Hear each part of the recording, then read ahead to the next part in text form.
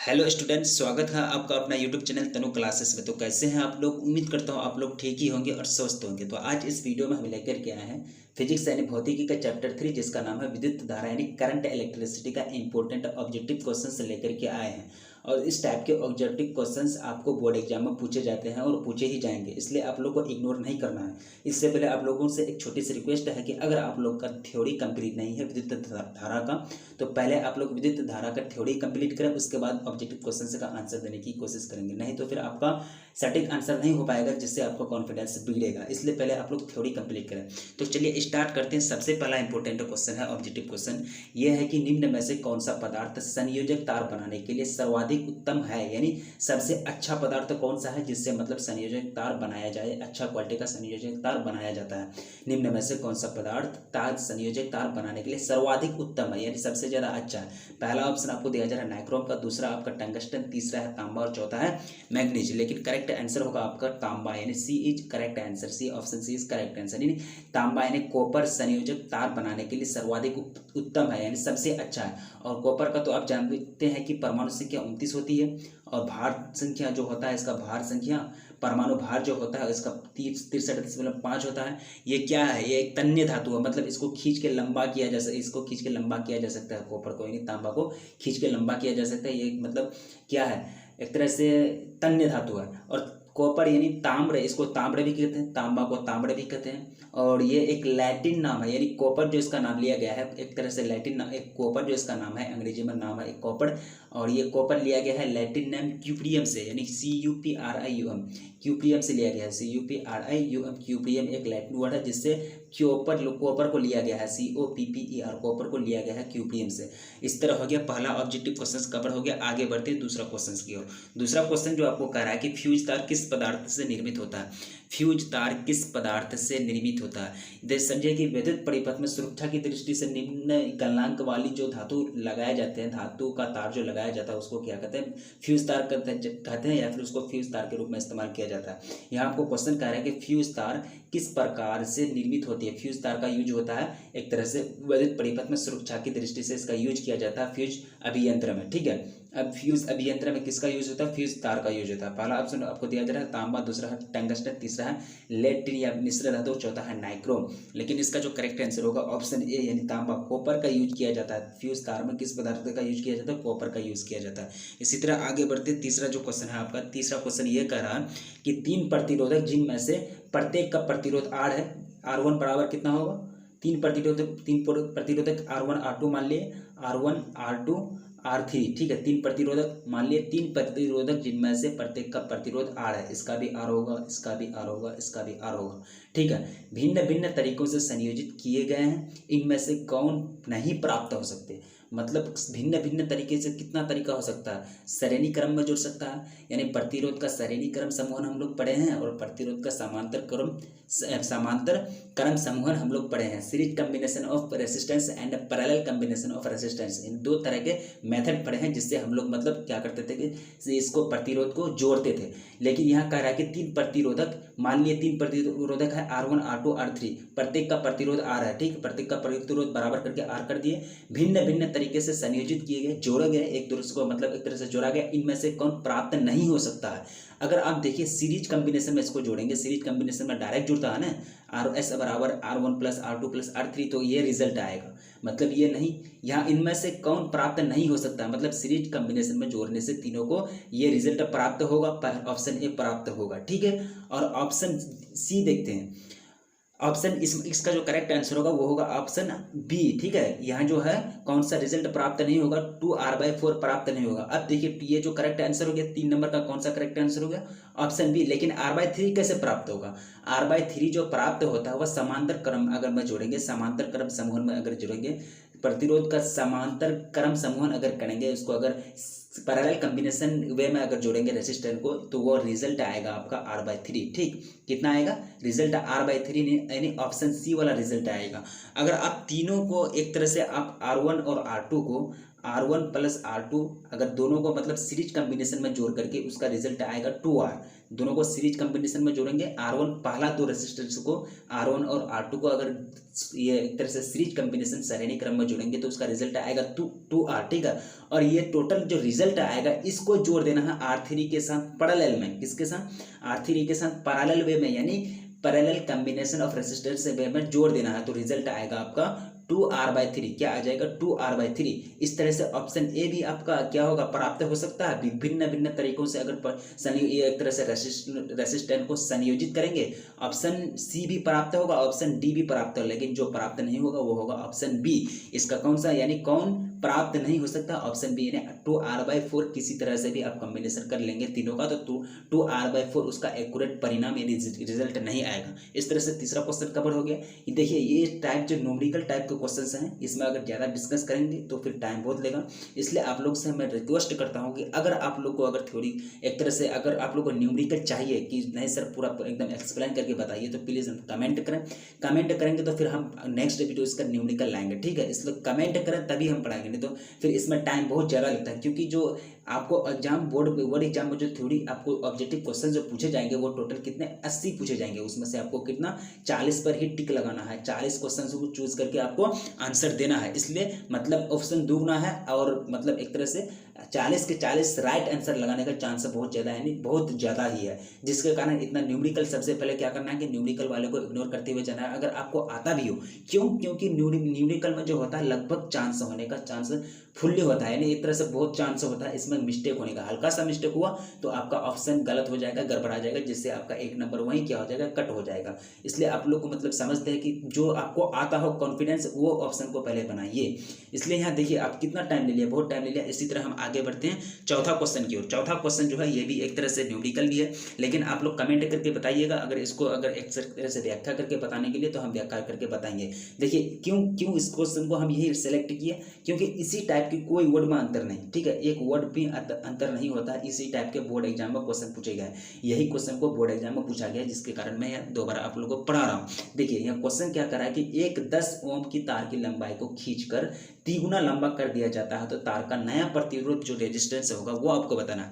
एक 10 ओम कितना है तार की लंबाई अगर जो है x बराबर मान लेंगे, x1 बराबर l है, यानी तार की लंबाई पहला l है और रेसिस्टेंस R1 जो है वो R1 जो है आपका 10 ओम है, ठीक है, 10 ओम है। अगर ये फॉर्मूला में ये हो गया। अगर x2 में करेंगे, x2 बराबर अगर 3l करेंगे, मतलब क्या कहता है 3 गुना करेंगे तो आपका R2 मांग रहा है, ठीक है, R2 डिमांड कर रहा है कि R2 क्या होगा। लेकिन आप ये न्यूमेरिकल में बना लेंगे। अगर आप लोग को चाहिए न्यूमेरिकल सर न्यूमेरिकल भी बताइए तो मैं एक तरह से पूरा तरह से व्याख्या करके बताऊंगा। आप फॉर्मूला इसका जानते हैं, इस तरह से फॉर्मूला में बैठा करके आप निकाल सकते हैं नया प्रतिरोध। लेकिन इसका जो नया प्रतिरोध होगा, जिसको अगर आता है, इसका जो नया प्रतिरोध होगा 4 नंबर का जो आंसर होगा वो होगा आपका 90 ओम, यानी इसका करेक्ट आंसर कौन सा हो गया? 90 ओम होगा। इसका 90 ओम होगा। अगर 10 ओम के तार की लंबाई को खींचकर 3 गुना लंबा कर दिया जाता है तो उसका जो नया जो प्रतिरोध होगा वो होगा 90 ओम। इसी तरह आगे बढ़ते हैं पांचवा क्वेश्चन की ओर।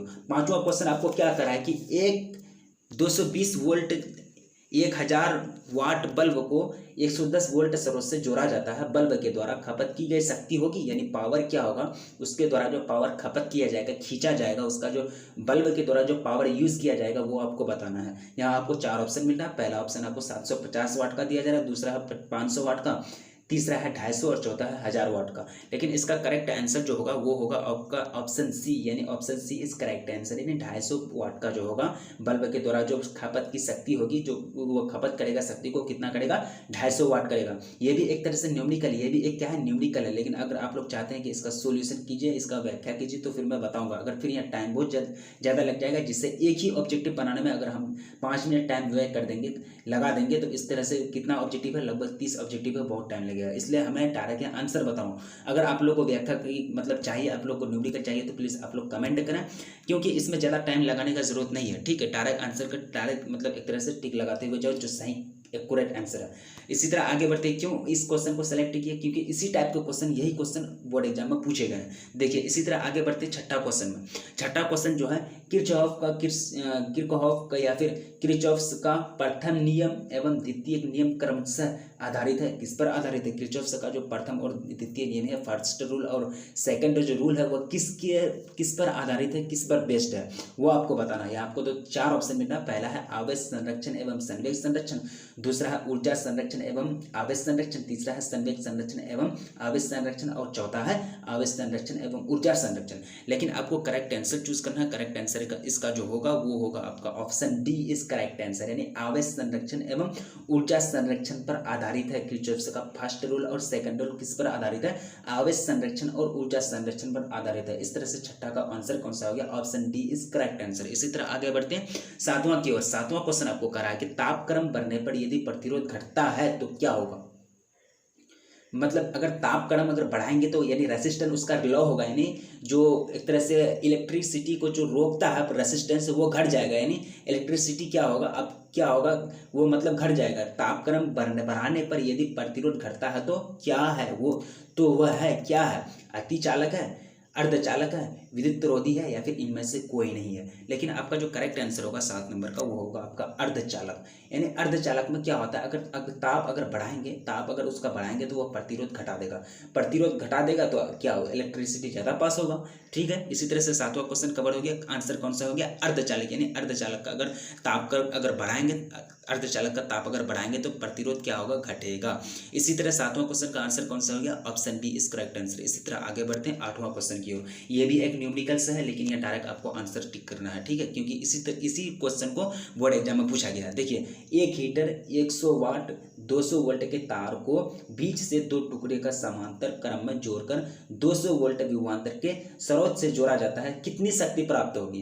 पी जो होगा, पी का वैल्यू आपको निकालना है। What is P value? ठीक है, पावर यानी W/T जो पावर होता है, शक्ति होता है। पावर क्या होता है? शक्ति। पावर क्या होता है? शक्ति जो होता है वो क्या होता है कि 1 सेकेंड के अंदर आप कितना वर्क करते हैं। यानी पी का फॉर्मूला आप लोग जानते हैं ना कि W/T होता है। W/T और W बराबर वर्क का बराबर क्या होता है? W बराबर जो होता है वर्क, कार्य बराबर बल गुना क्षेत्रफल। ठीक है, कार्य बराबर बल गुना क्षेत्रफल, W बराबर Fs आप लोग पढ़े होंगे, बल गुना क्षेत्रफल Fs, W बराबर Fs, F से फोर्स, S बराबर डिस्टेंस, या फिर W बराबर Fs यानी बल गुना एक तरह से कार्य के फॉर्मूला जो आप लोग पढ़े हैं वही है यहाँ W/T, यानी P ये निकालने का फॉर्मूला, शक्ति निकालने का फॉर्मूला। लेकिन आपका जो यह करेक्ट आंसर होगा 8 नंबर का वो होगा आपका ऑप्शन ए, यानी 40 वाट। कितना वाट होगा? 40 वाट। कितनी शक्ति प्राप्त होगी? 40 वाट की शक्ति प्राप्त होगी। अगर 100 वाट 200 वोल्ट के तार को बीच में 2 टुकड़े समांतर क्रम करके जोड़कर 200 वोल्ट विभवांतर के स्रोत से अगर जोड़ा जाए तो कितना शक्ति प्राप्त होगा? 40 वाट का शक्ति प्राप्त हो गया। ऑप्शन ए 8 का ऑप्शन कौन सा हो गया? सही, ऑप्शन ए इज करेक्ट है। इसी तरह आगे बढ़ते हैं 9वां क्वेश्चन की ओर। 9वां क्वेश्चन को आपको ये जो कह रहा है कि आपको 1 ओम का 3 प्रतिरोध दिया जाता है, R1V1, R1V1, R2V1 और R3V1। यही क्वेश्चन कर रहा है कि आपको 1 ओम का 3 प्रतिरोध दिया गया है। इनके संयोजन से न्यूनतम प्रतिरोध प्राप्त किया जा सकता है। इनके संयोजन से न्यूनतम प्रतिरोध क्या प्राप्त किया जा सकता है वो आपको बताना है। देखिए, इसके संयोजन से अगर न्यूनतम प्रतिरोध अगर वो प्राप्त किया जा सकता है तो वो है सबसे लास्ट वाला ऑप्शन 1/3, यानी 1/3 ओम अगर प्राप्त करना है, अगर इसका जो न्यूनतम जो वैल्यू होगा, अगर ये तीनों के तीनों को अगर जोड़ेंगे किसी भी रास्ते में किसी भी भिन्न भिन्न तरीके से इसका संयोजन करेंगे, सरणी क्रम करके समांतर क्रम करेंगे, या फिर समांतर क्रम करके सरणी क्रम करेंगे, या फिर पहले 2 का सरणी क्रम करके तीसरा के साथ समांतर क्रम कर देंगे, या फिर पहले 2 का समांतर क्रम करके तीसरा के साथ सरणी क्रम कर देंगे। यानी 2 ही मेथड है, उलट पुलट करके जोड़ करके, यानी सबसे कम जो वैल्यू आएगा वो आएगा कितना? 1/3 ओम का आएगा। ठीक है, इसी तरह से 9 का आंसर कौन सा हो गया? Option D is correct answer, 1/3 ओम। इसी तरह यह एक न्यूमेरिकल है। इसी तरह आगे बढ़ते हैं 10वां क्वेश्चन। 10वां क्वेश्चन आपको कह रहा है कि एक आदर्श वोल्टमीटर का प्रतिरोध होता है। एक आदर्श वोल्टमीटर का मतलब समझते हैं स्टैंडर्ड क्वालिटी का। स्टैंडर्ड क्वालिटी का एक वोल्टमीटर यानी विभवांतर मापने वाला वोल्टमीटर क्या करता है? वोल्ट की मापता है, वोल्ट को मापता है कि कितना वोल्ट है। ठीक है, आदर्श वोल्टमीटर यानी एक अच्छा क्वालिटी का वोल्टमीटर का प्रतिरोध रेसिस्टेंस कितना होता है वो आपको बताना है। पहला ऑप्शन आपको दिया जा रहा है अनंत, दूसरा है आपका 0 और तीसरा है आपका 50,000 और चौथा है इनमें से कोई नहीं। लेकिन इसका जो करेक्ट आंसर होगा वो होगा आपका अनंत यानी इन्फिनिटी। यानी आदर्श वोल्टमीटर का जो प्रतिरोध होगा, आर का जो मान होगा वो क्या होगा? इन्फिनिटी होगा। ठीक है, 10वां क्वेश्चन कवर हो गया। आगे बढ़ते हैं 11वां क्वेश्चन की ओर। 11वां क्वेश्चन आपको कह रहा है कि आदर्श अमीटर का प्रतिरोध, वहां क्या पड़े? वोल्टमीटर, लेकिन यह अमीटर पढ़ते हैं। आदर्श अमीटर का प्रतिरोध होगा, रेजिस्टेंस होगा, इसका क्या होगा रेजिस्टेंस, वो आपको बताना है। पहला ऑप्शन आपको दिया जा रहा है शून्य, दूसरा है बहुत कम, तीसरा है बहुत अधिक और चौथा है अनंत होता है। लेकिन इसका करेक्ट आंसर होगा वो होगा आपका शून्य। आदर्श अमीटर का जो प्रतिरोध होगा, रेसिस्टेंस जो इसका वैल्यू होगा वो होगा 0 के बराबर। कितना होगा, शून्य के बराबर होगा। इसी तरह 11वां क्वेश्चन कवर हो गया। आगे बढ़ते 12वां क्वेश्चन की ओर। जल्दी देखिए, आप वीडियो को स्किप नहीं कर सकते हैं। क्यों? क्योंकि आपके टाइम का ख्याल मैं रखता हूँ। अगर आपके मतलब ये मैं हर एक पल यही कोशिश करता हूँ कि मैं कम समय में ज़्यादा क्वेश्चन कवर करने की कोशिश करता हूँ, क्योंकि आपका ज़्यादा टाइम लेने से हमको कोई फायदा नहीं है। देखिए 12वां क्वेश्चन आपको क्या करा है कि प्रतिरोधकता ताप गुणांक का ऐसा मात्रक क्या होगा। पहला ऑप्शन आपका दिया जा रहा है मीटर पर के पर पावर -1 के पर पावर -1। दूसरा ऑप्शन है या यहाँ सी जो ऑप्शन है आपका ओम पर पावर -1, या फिर लास्ट ऑप्शन आपका एस एम पर पावर -1। लेकिन इसका जो करेक्ट आंसर होगा ऑप्शन 12 का, यानी 12वां क्वेश्चन का जो करेक्ट आंसर होगा वो होगा आपका के पर पावर माइनस, यानी 1/k भी इसको कह सकते हैं, के पर पावर -1। यानी प्रतिरोधकता का ताप, प्रतिरोधकता ताप का जो गुणांक होगा, गुणांक का जो ऐसा मात्रक होगा, ऐसा यूनिट होगा, वो क्या होगा, के पर पावर -1। यानी 12वां क्वेश्चन का आंसर कौन सा हो गया, ऑप्शन बी इज करेक्ट। इसी तरह आगे बढ़ते 13वां क्वेश्चन की ओर। 13वां क्वेश्चन आपको कह रहा है यदि ताप का मान 3 डिग्री सेल्सियस बढ़ा दिया जाए तो प्रतिरोधकता गुणांक का मान क्या होगा, बढ़ जाएगा, घट जाएगा, लगभग समान रहेगा, या फिर इनमें से कोई नहीं। देखिए अगर ताप का मान 3 डिग्री सेल्सियस बढ़ा दिया जाए तो प्रतिरोधकता का गुणांक जो होगा वो क्या होगा, वो एक तरह से लगभग मतलब समान रहेगा। क्या होगा, समान रहेगा। ठीक है, इसका करेक्ट आंसर कौन सा है, यदि ताप का मान 3 डिग्री सेल्सियस बढ़ा दिए, कितना डिग्री सेल्सियस, 3 डिग्री सेल्सियस अगर बढ़ा दिया जाए तो प्रतिरोधकता गुणांक का मान कितना बढ़ जाएगा, लगभग एक समान होगा। ठीक है, लगभग कितना होगा, एक समान होगा। इस तरह से 13वां क्वेश्चन का आंसर कौन सा हो गया, ऑप्शन सी इज करेक्ट, लगभग समान रहेगा। इसी तरह 14वां क्वेश्चन की ओर आगे बढ़ते हैं। स्विच ऑन करने के बाद इलेक्ट्रिक बल्ब का ताप, स्विच ऑन करने के बाद इलेक्ट्रिक बल्ब का ताप क्या हो जाता है, फिर बढ़ जाता है, प्रथम बढ़ता है तब घटता है, प्रथम घटता है तब बढ़ता है, और प्रथम बढ़ता है और तब स्थिर हो जाता है। लेकिन इसका जो करेक्ट आंसर होगा वो होगा आपका ऑप्शन डी, यानी प्रथम तब बढ़ता है और तब स्थिर हो जाता है। एक तरह से मतलब शुरू में बढ़ जाता है, शुरू में बढ़ता है, आगे जाके मतलब लोकेटेड हो जाता है, स्थिर हो जाता है और आगे नहीं बढ़ता। क्या होता है, जब स्विच ऑन करने के बाद इलेक्ट्रिक बल्ब का मतलब जो ताप जो होता है, इलेक्ट्रिक बल्ब का जो ताप होता है, हीट होता है, वो मतलब प्रथम मतलब शुरू में बढ़ता है और एक पॉइंट में जाके क्या होता है, स्थिर हो जाता है। ठीक है, इस तरह से 14वां क्वेश्चन कवर हो गया। आगे बढ़ते 15वां क्वेश्चन की ओर। 15वां क्वेश्चन आपको करा कि 100 वाट हीटर के द्वारा उत्पन्न ताप 2 मिनट में किसके बराबर होगा। 100 वाट हीटर के द्वारा उत्पन्न ताप 2 मिनट में किसके बराबर होगा। ये एक फॉर्मूला पर बेस्ड है। यहाँ आपको फॉर्मूला की तरह से आपको न्यूमेरिकल बनाना है, ये भी एक न्यूमेरिकल है, लेकिन यहाँ जो करेक्ट आंसर है वो मैं आपको बता रहा हूँ। इसका अगर सोल्यूशन चाहिए प्लीज कमेंट करें, प्लीज कमेंट करें, बार बार मैं बोल रहा हूँ। देखिए इसका करेक्ट आंसर कौन सा होगा, 15 का जो करेक्ट आंसर होगा वो होगा आपका ऑप्शन डी, यानी 12 × 10⁻³ जूल होगा। यानी 100 वाट हीटर के द्वारा उत्पन्न ताप जो होगा 2 मिनट के अंदर, यानी 120 सेकंड के अंदर जो ताप उत्पन्न करेगा वो कितना करेगा, 12 × 10⁻³ जूल करेगा। इस तरह से 15वां क्वेश्चन कवर हो गया। आगे बढ़ते हैं 16वां क्वेश्चन की ओर। 16वां क्वेश्चन आपको कह रहा है कि 1000 वाट हीटर 230 वोल्ट से चिन्हित है, उसका प्रतिरोध क्या होगा, यानी आर का वैल्यू क्या होगा, रेजिस्टेंस क्या होगा। 1000 वाट हीटर 230 वोल्ट से चिन्हित है, उसका प्रतिरोध क्या होगा। पहला ऑप्शन आपका है 22.9 ओम, दूसरा ऑप्शन आपका है 32.9 ओम, तीसरा ऑप्शन आपका है 42.9 ओम, चौथा ऑप्शन आपका है 52.9 ओम। लेकिन इसका जो करेक्ट आंसर होगा वो होगा आपका ऑप्शन डी, यानी 52.9 ओम होगा इसका करेक्ट आंसर। यानी 100 वाट हीटर तथा 230 वोल्ट से चिन्हित उसका प्रतिरोध होगा, बैटरी जो होगा वो कितना होगा, 52.9 ओम होगा। इसी तरह 16वां क्वेश्चन का आंसर कौन सा हो गया, ऑप्शन डी इस करेक्ट आंसर है। इसी तरह आगे बढ़ते हैं। 17वां क्वेश्चन आपको कह रहा है कि किसी धातु के तार को गर्म करने पर उसका आर, यानी आर का वैल्यू क्या होगा, रेजिस्टेंस क्या होगा। रेजिस्टेंस के बारे में बहुत सारे पदार्थ, एक तरह से ये बहुत सारा क्वेश्चन आ रहा है, ऑब्जेक्टिव क्वेश्चन है, आप समझ सकते हैं कि रेजिस्टेंस कितना महत्वपूर्ण है चैप्टर के अंदर। ठीक है, पहला ऑप्शन आपको दिया जा रहा है घटता है, बढ़ता है, तीसरा ऑप्शन आपको अपरिवर्तित रहता है, और लास्ट ऑप्शन आपका शून्य हो जाता है। 17 का जो करेक्ट आंसर है वो आपका होगा ऑप्शन बी, यानी बढ़ता है। क्या हो जाता है, बढ़ता है, इंक्रीज होता है। क्या होता है, जब धातु के तार को गर्म करने पर उसका रेजिस्टेंस क्या हो जाता है, बढ़ जाता है, इंक्रीज होता है। जब रेजिस्टेंस बढ़ता है तो इलेक्ट्रिसिटी घटता है। ठीक है, इसी तरह 17वां क्वेश्चन कवर हो गया। आगे बढ़ते हैं 18वां क्वेश्चन की ओर। 18वां क्वेश्चन आपको कह रहा है कि 1 ओम प्रतिरोध वाले एक समरूप तार को 4 बार 4 बराबर टुकड़ों में काटकर उन्हें समांतर क्रम में जोड़ दिया जाए तो संयोग का समतुल्य प्रतिरोध क्या होगा? 1 ओम।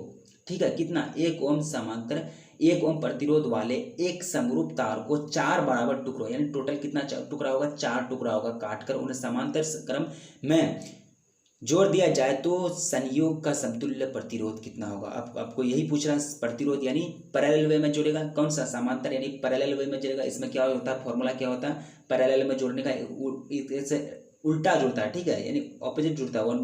1/RP यानी रिजल्ट हुआ, टोटल रिजल्ट बराबर 1/RP बराबर 1/R1 plus R2 plus R3, इसी तरह n तक करते जाएंगे। कितना तक? n तक करते जाएंगे। ये एक फॉर्मूला है समांतर क्रम समूहन का, यानी पैरेलल कॉम्बिनेशन ऑफ रेसिस्टेंस का। लेकिन इसका 18 का जो करेक्ट आंसर होगा वो होगा आपका 1/16, यानी 1/16 ओम होगा। कितना होगा? 1/16 ओम। अगर 1 ओम के प्रतिरोध को काटकर तार 4 बराबर भागों में टुकड़ों में काटकर और उसको पैरेलल वे में जोड़ेंगे कॉम्बिनेशन करेंगे तो उसका जो रिजल्ट आएगा, परिणाम आएगा, समतुल्य प्रतिरोध जो आएगा वो होगा 1/16 यानी 1/16 ओम होगा। इस तरह 18वां क्वेश्चन कवर हो गया। आगे बढ़ते हैं 19वां क्वेश्चन की ओर।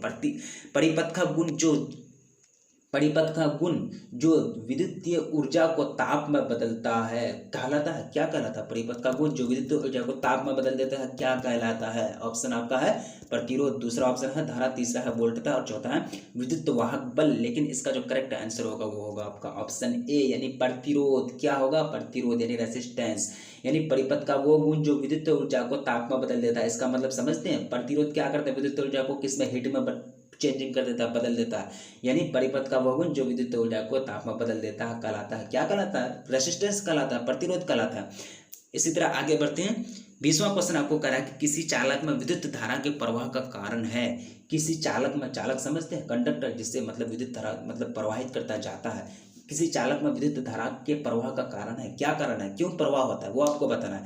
पहला है प्रतिरोध में अंतर, दूसरा है तापक्रम में अंतर, तीसरा है विद्युत विभव में अंतर और चौथा है इनमें से कोई नहीं। लेकिन इसका जो करेक्ट आंसर होगा वो होगा आपका ऑप्शन सी यानी विद्युत विभव अंतर, यानी वोल्ट में अंतर होगा। क्या होगा? डिफरेंस किसमें होगा? वोल्ट में डिफरेंस होगा, जिसके कारण चालक में विद्युत धारा प्रवाह होगा। यानी वोल्ट में डिफरेंस होगा तभी मतलब क्या होगा? विद्युत धारा का प्रवाह किसमें होगा? चालक में होगा। इसी तरह से 20वां क्वेश्चन का आंसर कौन सा हो गया? Option C is correct answer यानी विद्युत विभव में अंतर। इसी तरह आगे बढ़ते हैं। 21वां क्वेश्चन आपको कह रहा है कि किसी कार की संचायक बैटरी का विद्युत वाहक बल 12 वोल्ट तथा आंतरिक प्रतिरोध 0.4 ओम, इससे प्राप्त अधिकतम विद्युत धारा का मान क्या होगा? भी का भी मान आपको दिया जा रहा है, आर का भी मान आपको दिया जा रहा है। आपको एक फॉर्मूला पता होना चाहिए, V बराबर IR। इसका मतलब डायरेक्ट रिलेशन होता है। जो वोल्ट होता है वो यानी इलेक्ट्रिक करंट और रेसिस्टेंस का गुणनफल होता है। V बराबर IR, ठीक है। ये V जो है वोल्ट है, I बराबर इलेक्ट्रिक करंट और R बराबर रेसिस्टेंस है। इस फॉर्मूला पर अगर आप बैठाएंगे तो आपका I निकल जाएगा, किसमें? एम्पियर के रूप में निकल जाएगा। लेकिन 21वां क्वेश्चन आपको करा कि किसी कार का संचायक बैटरी के विद्युत वाहक बल 12 वोल्ट तथा आंतरिक प्रतिरोध 0.4 ओम है, इससे प्राप्त अधिकतम विद्युत धारा का मान क्या होगा? एम्पियर में आएगा ना विद्युत धारा। देखिए आपका करेक्ट आंसर 21 का जो होगा वो होगा आपका ऑप्शन सी यानी 30 एम्पियर। कितना? 30 एम्पियर, यानी जो अधिकतम विद्युत धारा का जो वैल्यू आएगा वो कितना आएगा? 30 एम्पियर आएगा। मैंने बताया, इसको ट्राई कीजिएगा आप लोग देख करके नहीं छोड़िएगा। अगर आप लोग कमेंट नहीं करते हैं, आप लोग कमेंट में पूछिए। अगर समझ में नहीं आ रहा जो चीज़ तो हमको कमेंट में पूछिए, ठीक है। यहाँ क्वेश्चन बहुत सारे मतलब 3-4 क्वेश्चन मैंने डिस्क्राइब नहीं किया, व्याख्या नहीं किया, क्योंकि अगर एक क्वेश्चन को व्याख्या करेंगे कम से कम 5 मिनट टाइम लेगा एक ऑब्जेक्टिव क्वेश्चन को सॉल्व करने में, ठीक है। इसलिए आप लोग को डायरेक्ट ऑप्शन आंसर बता दिया, लेकिन इसका ये फॉर्मूला में बैठाइएगा V बराबर IR, यानी जहां V बराबर वोल्ट है, I बराबर इलेक्ट्रिक करंट, यानी R बराबर रेजिस्टेंस है, तो इसका वैल्यू कितना आएगा? 21 नंबर का 30 एम्पियर आएगा। 21वां का आंसर कौन सा हो गया? Option C is correct. इसी तरह आगे बढ़ते 22वां क्वेश्चन की ओर। 22वां क्वेश्चन आपको करा कि यदि विद्युत बल्ब में धारा 3% बढ़ा दी जाए तो उसकी शक्ति क्या बढ़ेगी? कितना प्रतिशत बढ़ेगा? 3% आपका धारा बढ़ गया, इलेक्ट्रिसिटी का मान बढ़ गया, ठीक है। आपको प्रतिशत बढ़ गया, कितना बढ़ा? 3% बढ़ा। उसकी शक्ति यानी पी में कितना प्रतिशत बढ़ोतरी होगा? कितना प्रतिशत बढ़ोतरी होगा वो आपको बताना है। 22वां क्वेश्चन आपको करना है यही कि बढ़ोतरी किस में होगा, शक्ति में कितना बढ़ोतरी होगा अगर धारा में 3% को बढ़ा दिया जाए, धारा 3% और अधिक कर दिया जाए पहले के मुकाबले में। लेकिन यहाँ आपको ऑप्शन है 6%, 1.5%, 3%, 1%, लेकिन आपका जो करेक्ट आंसर होगा वो होगा आपका 6%, यानी दुगुना बढ़ जाएगा। समझ रहे हैं, आई का मान अगर 3% बढ़ा तो उसका डायरेक्ट शक्ति जो होगा दुगुना बढ़ गया, यानी 3 दूनी 6 हो गया। इस तरह से 22वां क्वेश्चन का आंसर कौन सा हो गया, option A is correct answer. इसी तरह आगे बढ़ते 23वां क्वेश्चन। 23वां क्वेश्चन जो आपको करा है कि एक तार की लंबाई को खींचकर दुगुना कर दिया जाए। तार छोटा सा है, तार की लंबाई छोटा है, उसको खींचकर दुगुना कर दिया गया, ठीक है, इतना लंबाई है लेकिन उसको दुगुना कर दिया, ठीक है, कर दिया जाए। यह खींचने के पूर्व इसका प्रतिरोध आ रहा है, इसका मान लीजिए इसका छोटा का कितना आ रहा है, तो खींचने के बाद इसका अब R2 क्या होगा ये आपको मांग रहा है, ठीक है। इसका भी फॉर्मूला होता है, मैंने बता दिया है थ्योरी में। आप लोग थ्योरी कंप्लीट करें, इसके बाद आप लोग को अच्छा तरह से न्यूमेरिकल सॉल्व करने के लिए आ जाएगा, ठीक है। लेकिन इसका जो करेक्ट आंसर होगा ये भी एक तरह से डिराइव करेंगे तो इसमें टाइम लगेगा। अगर आप लोग इसका डिराइवेशन एक तरह से न्यूमेरिकल चाहते हैं तो प्लीज कमेंट करें। इसका जो करेक्ट आंसर होगा 23वां का वो होगा आपका ऑप्शन ए, यानी 4 रेसिस्टेंस निकलेगा, यानी 4R। इसका जो खींचने के बाद जो मतलब ये होगा एक तरह से दुगुना अगर करेगा तो उसका रेसिस्टेंस कितना हो जाएगा, 4 गुना बढ़ जाएगा, ठीक है।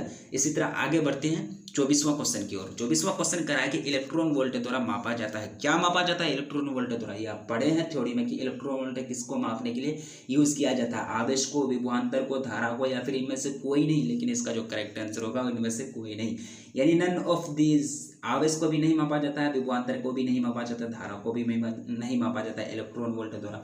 इलेक्ट्रॉन वोल्ट द्वारा किसी को मापा नहीं जाता, तीनों में से किसी को भी मापा नहीं जाता। इस तरह से क्वेश्चन का आंसर 24वां क्वेश्चन का आंसर कौन सा हो गया, 24वां क्वेश्चन का आंसर कौन सा हो गया, ऑप्शन डी इज करेक्ट, है ना, इनमें से कोई नहीं, नन ऑफ दिस। इसी तरह आगे बढ़ते 25वां क्वेश्चन की ओर। ऋणावेश का प्रवाह होता है, ऋणावेश नेगेटिव चार्ज का प्रवाह होता है, एक तरह से उसका प्रवाह होता है, उसका चालन होता है, चलन होता है। क्या ऑप्शन आपको दिया जा रहा है, निम्न विभव से उच्च विभव की ओर, उच्च विभव से निम्न विभव की ओर, विभवांतर से स्वतंत्र होता है, विभव से स्वतंत्र होता है, इनमें से कोई नहीं। लेकिन इसका जो करेक्ट आंसर होगा ऑप्शन ए का, जो ऑप्शन 25 का जो करेक्ट आंसर होगा वो होगा आपका ऑप्शन ए इज करेक्ट, यानी निम्न विभव से, यानी कम वोल्ट की क्षेत्र से ज्यादा उच्च विभव की ओर जाएगा, यानी जिसका ऋणावेश जो प्रवाह करेगा ये निम्न विभव से उच्च विभव की ओर प्रवाह करेगा। इस तरह से 25वां क्वेश्चन का आंसर कौन सा हो गया, ऑप्शन ए इज करेक्ट। इसी तरह आगे बढ़ते हैं 26वां क्वेश्चन में। ये 26वां क्वेश्चन आपको क्या करा है, ताप विद्युत युग में प्रवाहित धारा को क्या कहते हैं, ताप विद्युत युग्म में प्रवाहित धारा को क्या कहते हैं, विद्युत है, ठीक है। यहाँ थोड़ा सा पढ़ने में दिक्कत हो सकता है क्योंकि हिंदी वर्ड थोड़ा सा पढ़ने में कभी कभी अटक जाइएगा। ताप विद्युत युग्म में प्रवाहित धारा को क्या कहा जाता है। पहला ऑप्शन आपको दिया जा रहा है सीबेक धारा, जूल धारा, पेल्टियर धारा, और इनमें से कोई नहीं। लेकिन इसका जो करेक्ट आंसर होगा वो होगा आपका सीबेक धारा, यानी सीबेक धारा किसको कहा जाता है, ताप विद्युत युग्म में प्रवाहित धारा को क्या कहते हैं, सीबेक धारा कहते हैं। 26वां क्वेश्चन का answer option A is correct, Seebeck धारा यानी सीबेक करंट, ठीक है। 12th क्लास में आएंगे तो इसके बारे में, सीबेक करंट के बारे में आप लोग खूब मतलब इस तरह 12th क्लास में अगर है, जो 12th क्लास में इस तरह से पूरा मतलब इसका जो व्याख्या किया गया है इसको पूरा तरह से पढ़ेंगे आप लोग। जो 12th क्लास में है, ये 12th क्लास में पूरा तरह से इसका व्याख्या किया गया है, ठीक है। आप लोग 12th क्लास में है, इसको मतलब एक तरह से पूरा तरह से आपको व्याख्या करके आगे में पढ़ना होगा सीबेक करंट के बारे में।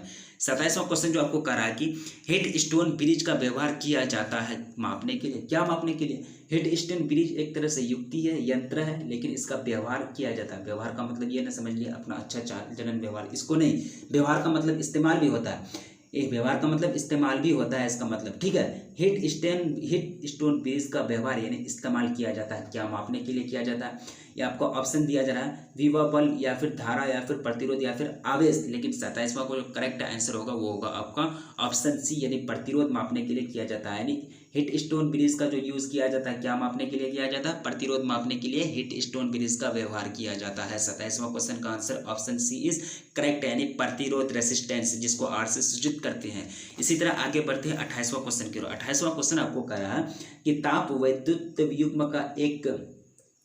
विद्युत युग्म एक साधन है जो रूपांतरित करता है, किसको रूपांतरित करता है, किसको चेंजिंग करता है, विद्युत ऊर्जा को उष्मा ऊर्जा में, यांत्रिक ऊर्जा को उष्मा ऊर्जा में, उष्मा ऊर्जा को विद्युत ऊर्जा में, इनमें से कोई नहीं। लेकिन इसका जो करेक्ट आंसर होगा ऑप्शन सी, यानी उष्मा ऊर्जा को विद्युत ऊर्जा में क्या करता है, चेंजिंग कर देता है। किस करता है, चेंजिंग कर देता है विद्युत ऊर्जा को उष्मा ऊर्जा में। कौन, ताप विद्युत युग्म एक साधन है, ताप विद्युत युग्म जो साधन है वो किसको चेंजिंग कर देता है, उष्मा ऊर्जा को विद्युत ऊर्जा में चेंजिंग कर देता है, बदल देता है, उसका रूप को चेंज कर देता है। 28वां क्वेश्चन का answer answer option C is correct. इसी तरह आगे बढ़ते हैं 29वां क्वेश्चन और लास्ट क्वेश्चन है।